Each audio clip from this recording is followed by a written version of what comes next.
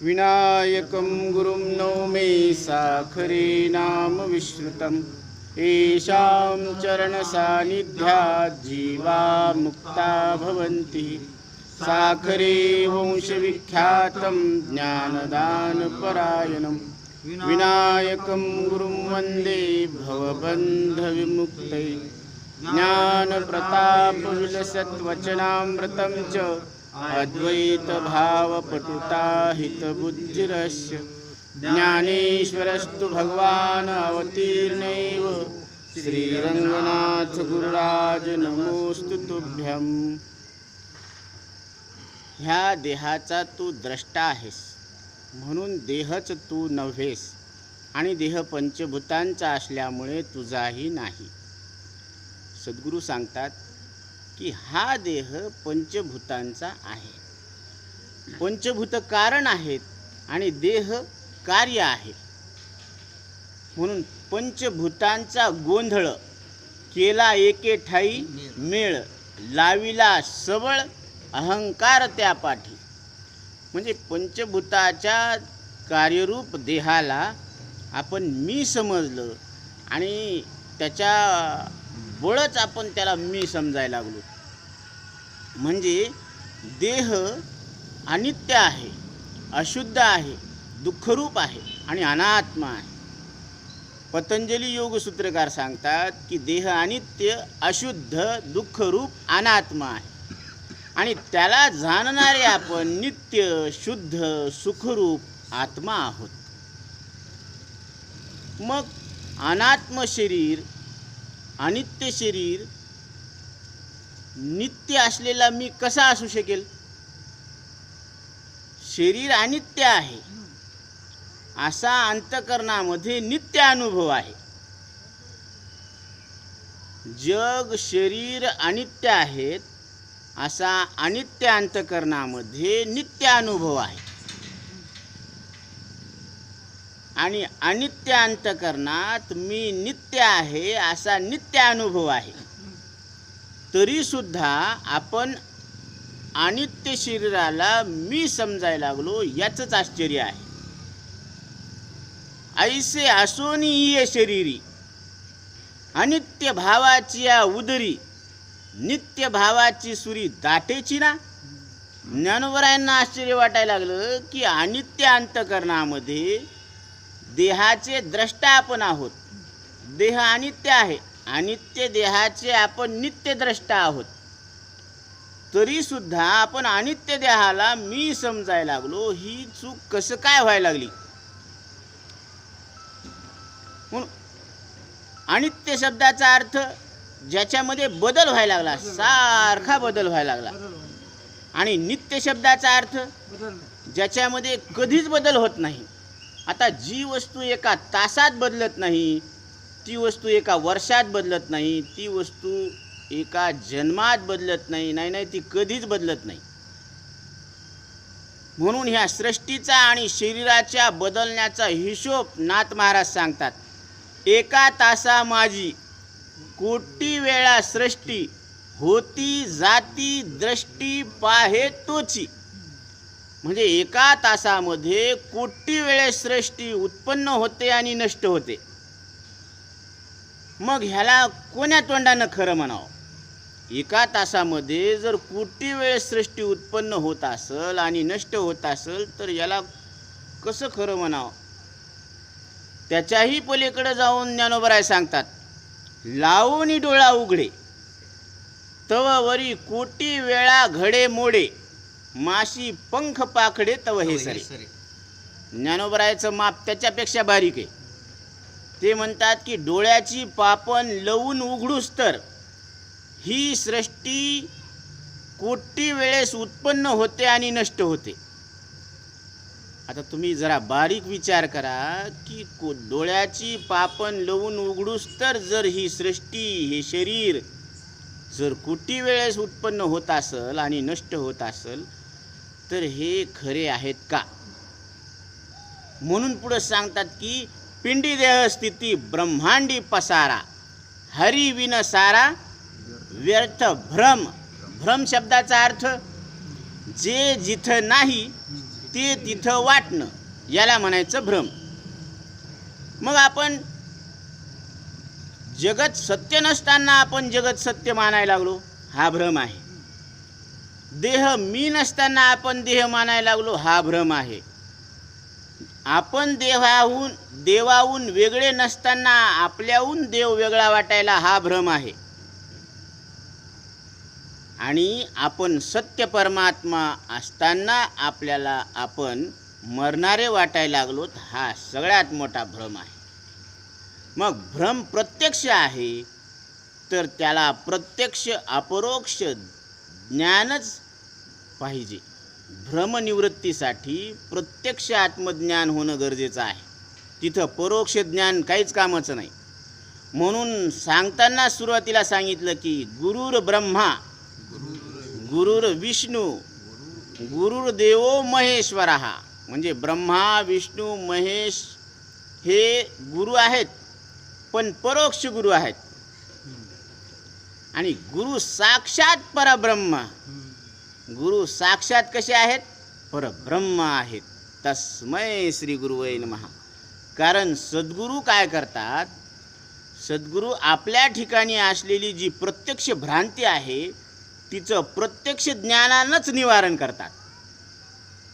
म्हणून प्रत्यक्ष भ्रांतीचं निवारण प्रत्यक्ष अपरोक्ष ब्रह्मज्ञानानं होणार आहे. आत्मज्ञान प्रत्यक्ष व्हायला पाहिजे आपल्याला, की मी आत्ता इथं न मरणारा परमात्मा आहे, अशी आपल्याला आपली स्वतःची ओळख व्हायला पाहिजे. मी तो वासुदेव तत्वतः. मी तात्विक दृष्टीनं वासुदेव स्वरूप परमात्मा आहे आणि मी 3.5 हाताचा मनुष्य देह आहे. हे जे आपलं बोलणं आहे हे विपरीत ज्ञान आहे. आणि ह्या विपरीत ज्ञानाचं कारण आपल्या मूळ स्वरूपाचं अज्ञान आहे. म्हणून नासावे अज्ञान, इतुके करी कृपादान. देवा, माझ्या ठिकाणी असलेलं जे स्वरूपाचं अज्ञान आहे ते तुम्ही निवारण करा. करिया तिमिराचा नाश, उदय होऊनी प्रकाश. तोडी आशा पास, करी वास हृदय. देवा, ह्या अंतकरणामध्ये जे आशेचे पाश आहेत, आशा आहे आपल्याला की या संसारामध्ये आपल्याला सुख होईल, परंतु सुख कोणाला झालं? म्हणून सुख नाही कोठे आलिया संसारा. संसारात आलेल्या जीवाला सुखच नाही. कारण ह्या संसाराची जी बांधणी आहे ती दुःख बांधवडी आहे. हा संसार सुखाचा विचार नाही कोठे. या संसाराची जी बांधणी आहे ती दुःखाची. अनेक दुःख एकत्र बांधले आणि त्याला काय नाव दिलं? संसार. मग त्या गाठोड्याला जर सोडलं तर त्याच्यातून काय निघणार? दुःखच निघणार ना. आता समजा कपड्याचं गाठोडं आहे, ते सोडलं त्याच्यात काय निघणार? कपडेच निघणार. आणि दागिन्याचं गाठोडं सोडलं तर त्याच्यात काय निघणार? दागिनेच निघणार. आणि जर दुःखाचं गाठोडं सोडलं तर त्याच्यात काय निघणार? म्हणजे जन्मताना दुःख आणि मृत्यूच्या वेळेस सुद्धा दुःख. मग मधात काय राहणार बरं? दुःखच राहणार ना. दुःखच राहणार. म्हणून ही सुरुवातीला दुःख, शेवटीला दुःख. म्हणजे आरंभापासून तर शेवटपर्यंत दुःखच दुःख आहे. म्हणून ह्या सगळ्या दुःखातून मार्ग काढावा लागतो. निवृत्त होण्यासाठी, बाहेर पडण्यासाठी काय उपाय आहे? दुःखाची निवृत्ती कशानं होईल? तर ह्या संसारातून निवृत्ती होणं म्हणजे ह्या सगळ्या दुःखातून निवृत्त होणं. आणि दुःखातून निवृत्त होणं म्हणजे ह्या संसाराला जसं आहे तसं त्याचं स्वरूप ओळखणं. मग तुकोबराय सांगतात, कासया हा सत्य मानिला संसार, काय केले चार माझे माझे. आपण संसाराची प्रतीती म्हणजे तो दिसणं चुकलं का त्याला खरं मानणं चुकलं? खरं मानणं चुकलं. आरशातलं प्रतिबिंब दिसणं चुकायलं का त्याला खरं मानणं चुकायलं? म्हणून चिमणी काय करते, आरशातल्या प्रतिबिंबाला खरं मानते. कारण चिमणीची जाणीव इंद्रियानं जे दाखवलं तेच खरं मानण्यापुरती मर्यादित आहे. म्हणजे इंद्रियजन्य ज्ञानाला ते सत्य मानतात. आणि मनुष्य देहातला बालक जरी असला तरी तो त्या प्रतिबिंबाला सत्य मानत नाही. मग तो दिसत नाही का सत्य मानत नाही? दिसतं पण सत्य मानत नाही. का? कारण त्या मनुष्य देहात आलेल्या लहान मुलाची बुद्धी ही इंद्रियजन्य ज्ञानावर मात करू शकते. म्हणून बुद्धी हे ईश्वरीय वरदान आहे. प्रत्येक मनुष्य देहात आलेल्या जीवाला जी बुद्धी मिळालेली आहे ती ईश्वरीय वरदान आहे. त्या बुद्धीनंच काय होत असतं की संसार खोटा आहे आणि परमात्मा मी आत्मरूपानं खरा आहे अशी ओळख होत असते. म्हणजे ही बुद्धी दुधारी तलवार आहे. एकाच बुद्धीनं दोन कामं व्हायला लागले. कोणते? की अनुभवाला येणारा संसार हा स्वप्नासारखा खोटा आहे आणि मी अदृश्य परमात्मा पारमार्थिक ब्रह्मरूप आहे असा निश्चय त्याच बुद्धीत होणार आहे. ज्या बुद्धीत आपण संसार सत्य मानला अविचारानं, त्याच बुद्धीत विवेकानं मी ब्रह्म ठरणार आहे. म्हणून बुद्धीचा पालट धरारे काही, मागुता नाही मनुष्यदेह. मनुष्यदेह परत परत मिळणार नाही. मागुता हाची जन्म पावसी, हे तो न घडे रे सायासी. म्हणून प्रयत्न करून सुद्धा परत नरदेह मिळणार अशी अपेक्षा ठेवू नका. कारण हा देह जो मिळाला ना तो पावला हा देह कागटाळी न्याय, न घडो उपाय घडो आले. ते न घडणारं उपाय घडून आलं. म्हणजे ज्याला नरदेह मिळालेला आहे त्याचं 99% काम झालेलं आहे, फक्त 1% काम शिल्लक राहिलेलं आहे. ते म्हणजे विवेकाचा. आणि तो विचार म्हणजे आत्मा आणि अनात्माचा विचार. आत्मा अनात्मा विवेक ज्ञानम, ज्ञानम भवती निर्मलः. जगद्गुरु शंकराचार्य सांगतात की आत्मा काय आहे, अनात्मा काय आहे याचा निवाडा करणं, याच्या इतकं जगाच्या पाठीवर निर्मळ ज्ञान कुठंच नाही, कोणतंच नाही. म्हणून ज्ञानोबराय सांगतात की त्रिगुण आसार, निर्गुण हे म्हणजे आत्ता इथं तुम्ही निर्गुण आहात आणि शरीर आणि जगत हे पंचमहाभूताच्या तमोगुणाचे परिणाम आहे. प्राण कर्मेंद्रिय हे पंचमहाभूताच्या रजोगुणाचे कार्य आहे, परिणाम आहे. आणि ज्ञानेंद्रिय अंतकरण हे पंचमहाभूताच्या सत्वगुणाचे परिणाम आहे. आणि तुम्ही मात्र पंचमहाभूताचा कोणताच परिणाम नाही. कारण पंचभूतापासून आपण निर्माण झालोच नाही, आपण निर्माणच झालो नाही. म्हणून आपण अभौतिक आहोत. म्हणून आपल्याला कुठलाच गुण नाही, म्हणून आपण निर्गुण आहोत. कुठं? आत्ता इथं. कोण कोण? सगळेच. आत्ता इथं सगळेच मनुष्य देहात आलेले जीव आणि बाकीच्या शरीरातले जीवसुद्धा कसे आहेत? निर्गुण परमात्मा आहेत. परंतु तिथं हिशोब करता येत नाही आणि मनुष्य देहात आलेल्या जीवाला हिशोब करता येतो. म्हणून सांगितलं ज्ञानोबरायांनी की त्रिगुण आसार, हे आसार आहे आणि निर्गुण हे सार. म्हणजे आत्ता इथं आपण निर्गुण परमात्मा आहोत. आता असं मंथन करा. मंथोनी नवनीता तैसे घे अनंता, तुम्ही अनंत आहात. मग 3.5 हाताच्या देहाला मी समजून संकुचित का झालोत आपण? संकोचोनी कार्य झालाशी लहान, घेई आपोषण ब्रह्मांडाचे. तुम्ही या देहाचा आणि ब्रह्मांडाचा बाद करा, मग आपलं अस्तित्व पहा कसं आहे. कारण आपण एवढ्याच उपाधीला मी समजल्यामुळं आपल्याला आपण इतकेच वाटायला लागलो. इतकेच वाटायलो ना आपल्याला. आपल्याला वाटतं का आपण तिथं आहोत म्हणून? नाही वाटत. याचं कारण आहे आपल्याला वाटतं आपण इतकेच आहोत 3.5 हाताचे, पण इतकेच आपण असतो बरं का. तर काय झालं असतं, मर्यादित झालं असतं ना. आणि जी वस्तू मर्यादित असते तिला येणं जाणं असतं, ती परिच्छिन्न असते.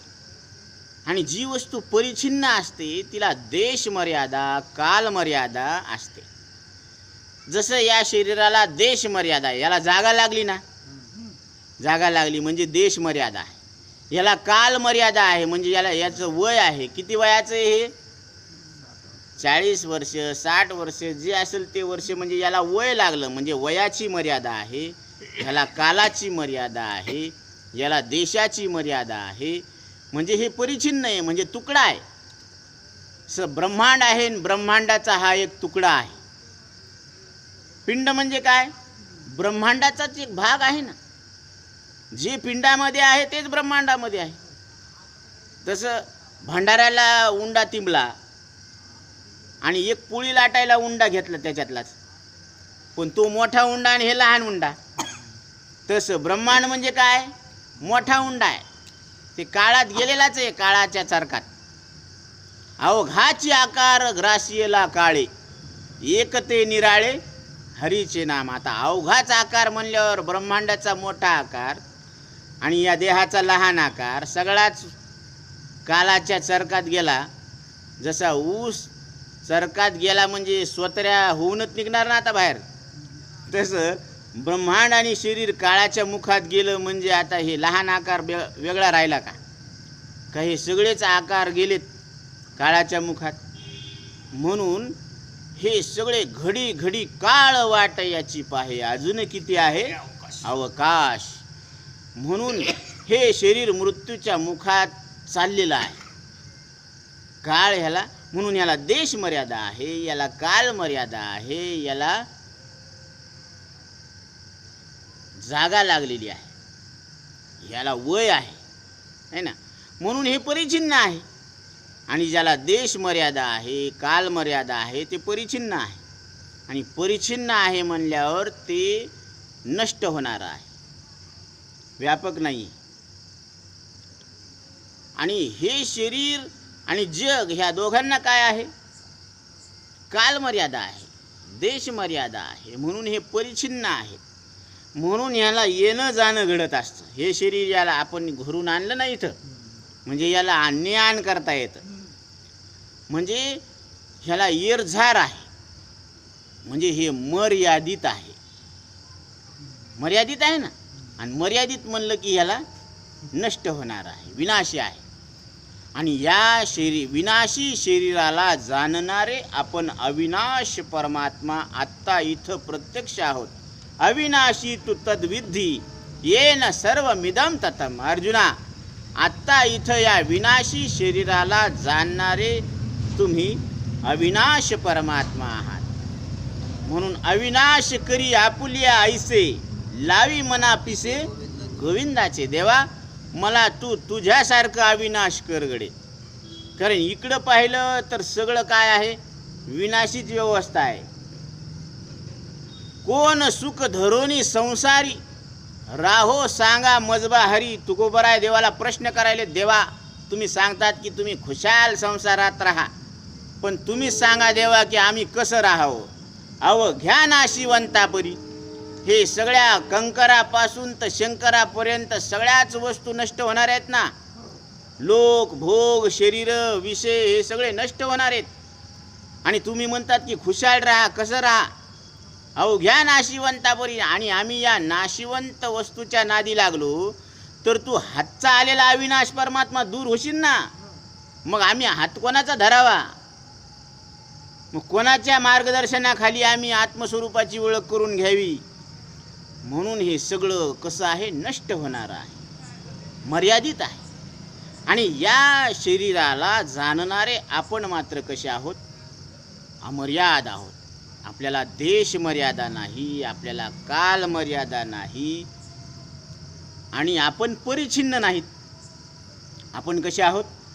व्यापक आहोत. म्हणजे आपण अमर्यादित आहोत. आपल्याला येणं जाणं सुद्धा नाही. त्याची सरली येरझार, झाला सफल व्यापार. आता प्राणाचा धर्म आहे येणं आणि जाणं. प्राण क्रियावान आहे. मग प्राणाला जाणून आपण प्राणाहून कसे आहोत? वेगळे आहोत. आकारवान देहाला जाणून आपण त्याच्याहून वेगळे आहोत, म्हणजे निराकार चैतन्य आहोत. क्रियावान प्राणाला जाणून आपण त्याच्याहून वेगळे आहोत, म्हणजे निष्क्रिय चैतन्य आपण आहोत. विचारवान मनाला जाणून आपण विचाराहून वेगळे आहोत, म्हणजे निर्विचार चैतन्य आपण आहोत. म्हणजे निराकार, निष्क्रिय, निर्विचार हे एकाच चैतन्याला 3 नावं आलेले आहेत. जसं एकाच व्यक्तीला पत्नीमुळं पतित्वाचा व्यवहार होतो, मुलामुळं वडीलपणाचा व्यवहार होतो, आणि इवाईमुळं इवाईपणाचा व्यवहार होतो. म्हणजे व्यक्ती किती आहे? एकच आहे, पण 3 नात्यामुळं त्याला 3 नावं आलेली आहेत आणि व्यवहार 3 झालेले आहेत. तसं 3 वस्तूमुळं आपल्या ठिकाणी 3 नावं आलेत, पण वस्तू किती आहे? एकच आहे. आता गंमत अशी आहे की आकारवान शरीर, क्रियावान प्राण आणि विचारवान अंतःकरण हे सगळे कसे आहेत? अनित्य आहेत. पतंजली योगसूत्रकार सांगतात की शरीर अनित्य, अशुद्ध, दुःखरूप आणि अनात्मा आहे. कसं आहे? अनित्य म्हणजे बदलणार, अशुद्ध म्हणजे हे अमंगल आहे, दुःखरूप आहे, आणि अनात्मा आहे. ते मी नाही म्हणून कसं आहे? अनात्मा आहे. आणि हे सगळेच कसे आहेत?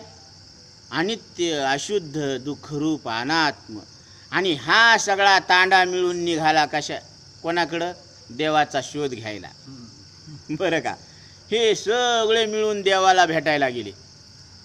म्हणून हे अंतःकरणाच्या वृत्तीनं सांगितलं की चला, शरीर, क्रियावान प्राण, विचारवान मन सगळेच चला, आता आपण कुठं जाऊ? देवाची भेट घ्यायला जाऊ. सकळ ही इंद्रिय वृत्ती घेऊन आपुल्या हाती. ही अंतःकरण वृत्ती सगळ्या इंद्रियातून सगळ्या वृत्त्या काढल्या आणि आपल्या हातात घेतलं. म्हणजे इंद्रियातून वृत्ती काढली आणि ती वृत्ती निघाली कुठं? परमात्म्याच्या भेटीला, तिला आलिंगन द्यायला परमात्म्याला. आता निघाली खरं, मग सकळ ही इंद्रिय वृत्ती घेऊन आपुल्या हाती. बुद्धी आत्मयाते मिळे एकांती, कशी? प्रिया जैसी.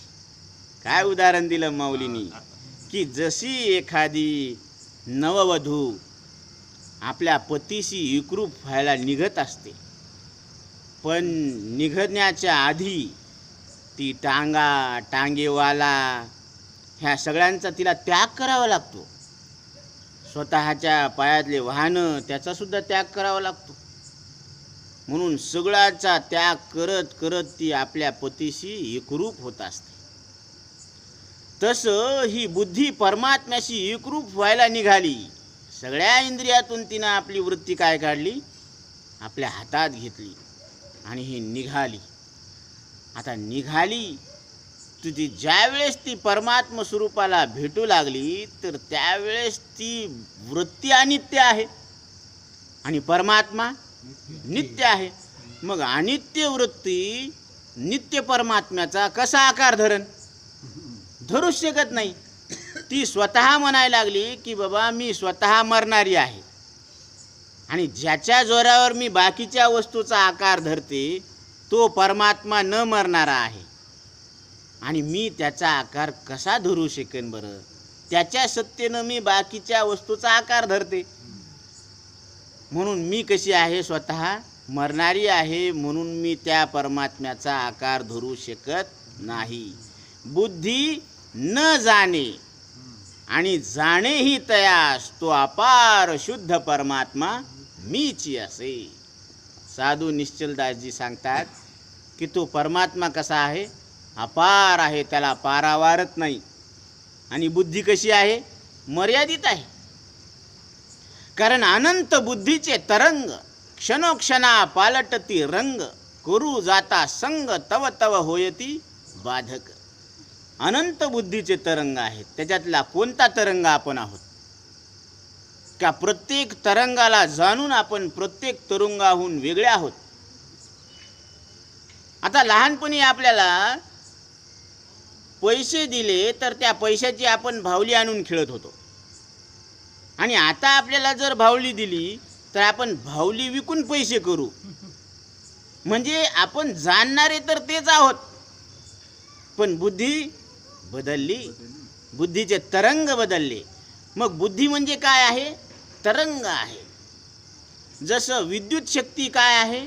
विद्युत लहरी आहेत. ह्या रेडिओमध्ये ध्वनी लहरी आहेत, है ना. आणि लाईटमध्ये काय आहे? विद्युत लहरी आहे. आणि आपण ज्ञान लहरी आहोत. सर्व सुखाचे लहरी ज्ञानाबाई अलंकार. म्हणून ह्या सुद्धा लहरीच आहेत. पण आपण सत्य ज्ञान अनंत गगनाचे प्रावरण, नाही रूप वर्ण गुण जया. म्हणजे आपल्याला रूप नाही, वर्ण नाही, गुण नाही, म्हणून आपण आत्ता इथं निर्गुण परमात्मा आहोत. मग बुद्धी कितपर्यंत जाणते की परमात्मा आकारवान नाही, क्रियावान नाही, संस्कारवान नाही. पण तो नाही असं नाही, पण तो कसा आहे हे नेमकं मला सांगता येत नाही. आता तिनं सांगितलं ना निषेध रूपानं की असा नाही, असा नाही, असा नाही, पण तो कसा आहे हे मात्र प्रत्यक्षात मला सांगता येत नाही. वेद जाणो गेला पुढे मौनावला, ते गुह्य तुझला प्राप्त कैचे. म्हणून वेदाला सुद्धा वेदांनाही नाही कळला अंत पार याचा, कानडा राणा पंढरीचा. म्हणून वेदाला सुद्धा आपल्या स्वरूपाचं वर्णन करता येत नाही. न तद्भास येते सूर्यो नश शांकोन पावकहा, यद्गत्वार निवर्तन्ते तद्धाम परमं मम. अर्जुना, आपल्या स्वरूपाचं वर्णन सूर्यानं सुद्धा करता येत नाही, चंद्रानं करता येत नाही, अग्नीनं करता येत नाही, दिव्यानं तर नाहीच नाही. परंतु मन वाणी बिन रूप असं आपलं प्रत्येकाचं स्वरूप आहे. आणि ते आपण सद्गुरूच्या सानिध्यामध्ये लक्षात घ्यायला पाहिजे. म्हणजे हळूहळू आपल्या अंतकरणातली एक एक कल्पना, द्वैत कल्पना काय होते? दूर होते, आणि अद्वैत परमात्मा आपण आहोत असं सिद्ध होत असतं. म्हणजे आपल्याला आपला आत्मसाक्षात्कार होत असतो.